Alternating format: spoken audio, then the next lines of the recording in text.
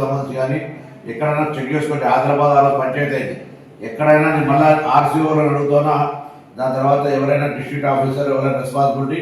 ఇన్నరా ఎవరు ఆదరాబాదరా పనులు చేయకుర్రి, షెయి సర్కార్ను ఆగం చేయకుర్రి. పాఠశాలల పెబ్బలు మంచిగా పనిచేయాలి. చదువుల శాఖల కొలువులు చేసే జిల్లా విద్యాధికారులు కూడా ఎప్పటికప్పుడు సవలతులు ఎట్లున్నాయో తెలుసుకోవాలి.